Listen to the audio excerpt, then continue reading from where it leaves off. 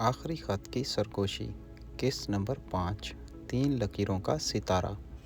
Bank के locker room में सन्नाटा था।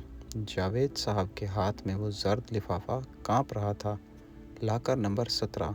ये नंबर भी अजीब इत्तेफाक था। उनका मकान नंबर भी 17 था। सलीम मिर्ज़ा की कब्र का कुतबा नंबर भी 17 था। क्या ये सब जुड़ा हुआ था? उन्होंने लिफाफे को उलट पलट कर देखा। कोई नाम नहीं, कोई पता नहीं, सिर्फ सामने की तरफ 3 लकीरें बनी हुई थीं, एक दूसरे को बीच में से काटती हुई, जैसे बच्चे कागज़ पर सितारा बनाते हैं। मगर ये बच्चों का खेल नहीं लग रहा था। लाकर अफीसर ने कहा, सर, ये लाकर आपके वालिद मरहूम अख्तर हुसैन साहब ने 5 मई 1964 को खुलवाया था। उस दिन के बाद कभी नहीं खोला गया। किराया एडवांस में 60 साल का जमा था। 60 साल का किराया एडवांस? 1964 में कौन 60 साल आगे का सोचता है? मतलब अख्तर हुसैन साहब जानते थे कि ये लाकर उनकी वफ़ात के बाद खुलेगा, और उनकी वफ़ात 1990 में हुई थी, यानी 26 साल बाद। फिर भी लाकर बंद रहा। जावेद साहब ने लिफाफा लेकर घर आ गए।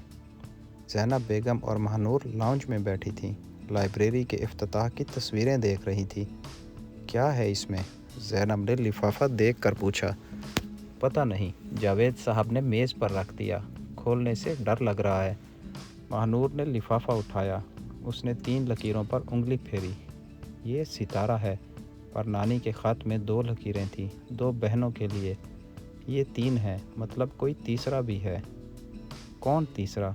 ज़ैनब ने बेचैनी से कहा। महानूर ने लिफाफा खोला। अंदर से एक और कागज़ निकला।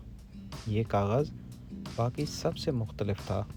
ये सरकारी कागज़ था, स्टाम्प पेपर, पुराना, मगर मुहर वाज़े थी। ऊपर लिखा था, इकरारनामा, मोरखा 5 मई 1964।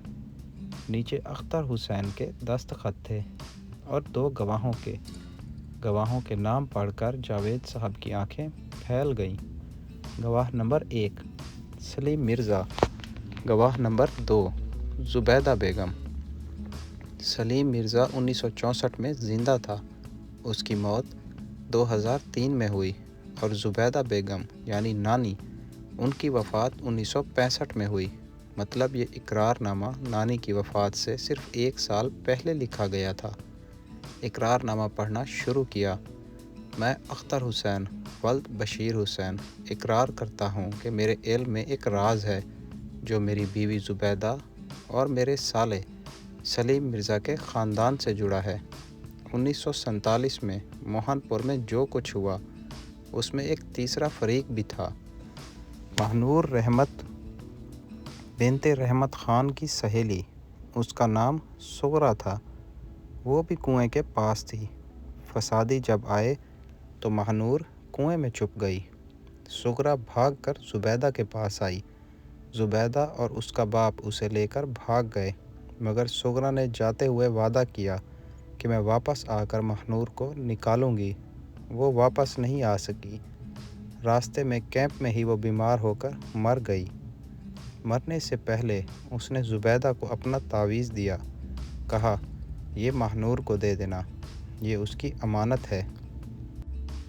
ज़ुबैदा ने वो तावीज़ संभाल लिया, मगर महानूर कभी ज़िंदा नहीं निकली। ज़ुबैदा ने सोचा कि शायद सुगरा की रूह भी बेचैन है। उसने भी वादा किया था। अब 3 लकीरें हैं, एक महानूर की, दूसरी ज़ुबैदा की, तीसरी सुगरा की। मैं अख्तर हुसैन, ज़ुबैदा का शोहर होने के नाते तीसरे वादे का गवाह हूँ। सुगरा का वादा अधूरा है। मैं इकरार करता हूँ कि मेरी नस्ल में जब भी कोई लड़की पैदा होगी और उसके नाम में रहमत का लफ्ज़ आएगा, तो वो सुगरा के वादे की अमीन होगी। उसे सुगरा की कब्र ढूंढनी होगी और उसके लिए दुआ करनी होगी। सुगरा की कोई कब्र नहीं, वो कैंप में मरी। उसे इज्तमाई कब्र में दफनाया गया, मलीर के पुराने कब्रिस्तान में। ये इकरारनामा इसलिए लिख रहा हूँ कि मेरी बीवी ज़ुबैदा बीमार है। उसे लगता है वो जल्द मर जाएगी। उसने कहा, ये बात लिख दो ताकि आने वाली नस्लें जान लें। میری بیٹی زینب کا نام سغرا نے تجویز کیا تھا۔ زبیدہ نے اپنی ماں کا نام رکھا تھا، مگر زینب کے نام میں رحمت نہیں، اس لیے وہ محفوظ ہے، مگر آگے پتہ نہیں۔ دستخط اختر حسین۔ اقرار نامہ ختم ہوا۔ کمرے میں موت کا سا سناٹا تھا۔ سغرا، زینب بیگم نے آہستہ سے کہا، امی کا نام سغرا تھا؟ کیا وہ؟ نہیں، جاوید صاحب نے سر ہلایا۔ تمہاری امی سغرا بیگم بنت زبیدہ تھی۔ یہ سغرا کوئی اور تھی، ماہنور کی سہیلی، 1947 میں مری۔ ماہنور اٹھ کر کھڑی ہو گئی۔ مطلب 3 لڑکیاں تھیں، ماہنور، زبیدہ اور سغرا۔ ماہنور مری، زبیدہ بچ گئی، سغرا بھی مری، اور دونوں مرنے والیوں نے وعدہ کیا، اور پرنانی نے دونوں وعدے اپنے سر لے لیے، زینب نے کہا۔ اسی لیے وہ بوجھ میں جیتی رہیں۔ اب سوال یہ ہے، جاوید صاحب نے کہا، تیسرا وعدہ کیا ہے؟ سغرا کا وعدہ اقرار نامے میں لکھا تھا، اسے سغرا کی قبر ڈھونڈنی ہوگی، اس کے لیے دعا کرنی ہوگی۔ مگر اس کی قبر تو ہے ہی نہیں، زینب بولی۔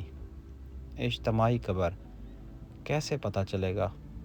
ماہنور نے لفافے کو دوبارہ دیکھا، اور ایک اور چھوٹی سی پرچی تھی جو پہلے نظر نہیں آئی تھی، اس نے نکالی۔ پرچی پر صرف 3 الفاظ لکھے تھے، اختر حسین کی لکھائی میں، کیمپ نمبر 3۔ ملیر کا کیمپ نمبر 3، انسپکٹر ریاض نے کہا۔ وہ ابھی آیا تھا۔ تقسیم کے وقت ملیر میں 5 کیمپ تھے، کیمپ نمبر 3 سب سے بڑا تھا۔ وہیں اجتماعی قبریں ہیں، پرانا قبرستان اب بھی وہیں ہے، مگر خستہ حال ہے، ہمیں وہاں جانا ہوگا، ماہنور نے کہا۔ نہیں، جاوید صاحب نے سختی سے کہا، بہت ہو گیا، 2 وعدے پورے کر لیے، اب بس، میں تمہاری جان سے نہیں کھیل سکتا۔ ابو، یہ کھیل نہیں ہے۔ ماہنور نے جوڑے کی چوڑیاں میز پر رکھیں، وہی چوڑیاں جو صندوق سے نکلی تھیں۔ ماہنور، رحمت کی چوڑیاں۔ پر نانی نے لکھا تھا کہ دوسری لکیر بے چین رہے گی، اب تیسری لکیر بھی ہے، اگر ہم نے کچھ نہیں کیا تو کیا ہوگا؟ کوئی جواب نہ تھا۔ اگلے دن صبح سویرے چاروں، جاوید، زینب، ماہنور اور انسپکٹر ریاض، ملیر کے پرانے علاقے میں پہنچے۔ کیمپ نمبر 3 اب ایک بستی بن چکی تھی، مگر ایک طرف ایک بڑا سا احاطہ تھا، ٹوٹی ہوئی دیوار، اندر کچی قبریں، کوئی کتبہ نہیں، بس مٹی کے ٹیلے، کچھ پر اینٹیں رکھی تھیں۔ یہ اجتماعی قبریں ہیں، ایک بزرگ نے بتایا، جو وہیں رہتا تھا۔ تقسیم کے وقت جو لوگ بیماری سے مرے، انہیں یہاں دفنایا تھا، نام کسی کا نہیں پتہ۔ ماہنور احاطے میں داخل ہوئی، اس کے قدم خود بخود ایک طرف کو مڑ گئے، ایک ٹیلے کے پاس جا کر رک گئے۔ ٹیلا دوسروں سے تھوڑا اونچا تھا، اس پر ایک چھوٹا سا پودا لگا تھا، جنگلی پودا۔ یہاں، ماہنور نے آہستہ سے کہا، یہاں کوئی ہے۔ تمہیں کیسے پتہ؟ زینب نے پوچھا۔ خواب، ماہنور نے کہا، رات کو خواب آیا۔ ایک لڑکی نے کہا، میں کیمپ نمبر 3 میں ہوں، میرے سرہانے جنگلی گلاب ہے۔ سب نے پودے کو دیکھا، وہ جنگلی گلاب ہی تھا، چھوٹے چھوٹے کانٹے۔ مولوی صاحب کو بلایا گیا، انہوں نے کہا، اجتماعی قبر پر غائبانہ نماز نہیں ہوتی، اجتماعی دعا ہوتی ہے، فاتحہ ہوتی ہے۔ سب نے مل کر فاتحہ پڑھی۔ ماہنور نے بلند آواز میں کہا، اے سغرا بنت نامعلوم، ہم تمہیں نہیں جانتے، مگر تمہارے وعدے کو جانتے ہیں۔ تم اپنی سہیلی کو بچانے آئی تھی، تم نے امانت دی تھی، وہ امانت ہم نے لوٹا دی ہے، تمہاری سہیلی، تم بھی آزاد ہو جاؤ، ہم تمہارے لیے دعا کرتے ہیں، اللہ تمہاری مغفرت کرے۔ دعا کے بعد ہوا کا ایک جھونکا آیا، جنگلی گلاب کے پودے نے سر ہلایا، ایک پتی ٹوٹ کر ماہنور کے قدموں میں گری۔ ماہنور نے پتی اٹھائی، اس کی آنکھوں میں آنسو تھے۔ اس نے سن لیا۔ واپسی پر سب خاموش تھے، گاڑی میں کوئی بات نہیں کر رہا تھا۔ گھر پہنچ کر ماہنور اپنے کمرے میں گئی۔ اس نے جوڑا اور چوڑیاں صندوق میں رکھ دیں، صندوق کو بند کر کے الماری میں رکھ دیا۔ رات کو اس نے پھر خواب دیکھا۔ اس بار کھیت نہیں تھا، ایک کمرہ تھا۔ اس کمرے میں 3 چارپائیاں تھیں، تینوں پر 3 لڑکیاں بیٹھی تھیں۔ ایک نے سرخ جوڑا پہنا تھا، ماہنور رحمت۔ دوسری نے سادہ سا سفید سوٹ، زبیدہ۔ تیسری نے ہلکے نیلے رنگ کا کپڑا، سغرا۔ تینوں مسکرا رہی تھیں۔ انہوں نے ماہنور کو دیکھا اور ہاتھ ہلایا، پھر تینوں اٹھیں اور کمرے سے باہر چلی گئیں۔ کمرے میں دھوپ بھر گئی۔ ماہنور کی آنکھ کھلی، اس نے گہری سانس لی۔ دل ہلکا تھا، بالکل ہلکا۔ ناشتے پر اس نے اعلان کیا، سب ختم ہو گیا۔ کیا مطلب؟ زینب نے پوچھا۔ وعدے پورے ہو گئے، تینوں، اب کوئی لکیر باقی نہیں۔ جاوید صاحب نے اخبار اٹھایا۔ پہلے صفحے پر خبر تھی، لال بستی میں ماہنور رحمت لائبریری میں بچوں کا رش، غریب بستی کی بچیوں میں تعلیم کا شوق جاگ گیا۔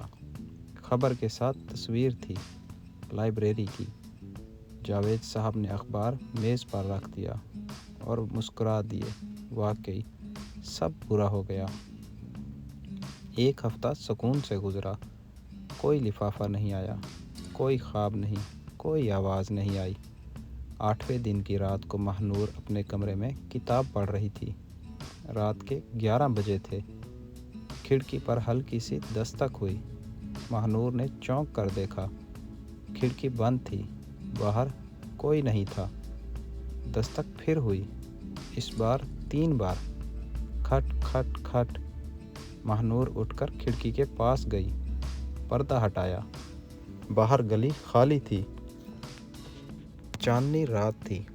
اس نے کھڑکی کھولی، ٹھنڈی ہوا اندر آئی۔ نیچے فرش پر، کھڑکی کے عین نیچے، ایک چیز پڑی تھی، ایک اور لفافہ۔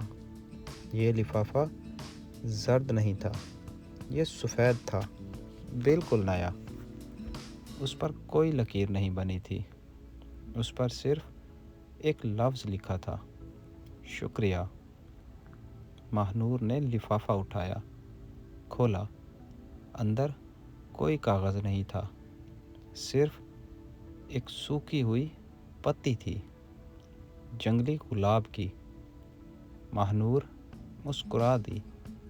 اس نے پتی کو کتاب میں رکھ لیا، کھڑکی بند کی، لائٹ بجھائی اور سو گئی۔ کہانی واقعی ختم ہو گئی تھی، یا شاید۔ اگلی صبح ڈاکیا آیا، ایک اور رجسٹری لایا۔ بھیجنے والے کا نام رحمت خان، وصول کنندہ خاندان اختر حسین، مکان نمبر 17۔ لفافے پر کوئی لکیر نہیں تھی، مگر لفافے کے کونے پر ایک چھوٹا سا نشان تھا، ایک دائرہ۔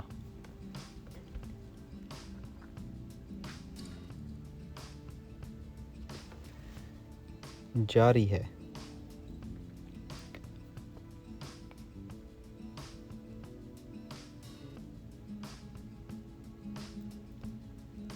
قسط نمبر 5 کا اختتام۔ اگلی قسط میں رحمت خان کون تھا، اس دائرے کا کیا مطلب ہے، اور کیا 3 لکیروں کے بعد اب دائرہ ایک اور نئی کہانی کا آغاز ہے؟ اگر آپ نے ہمارے چینل کو ابھی تک سبسکرائب نہیں کیا تو چینل کو سبسکرائب کر دیں، تاکہ اسی طرح آپ کے پاس نئے مزیدار سسپینس والے ناولز اور کہانیاں پہنچتی رہیں۔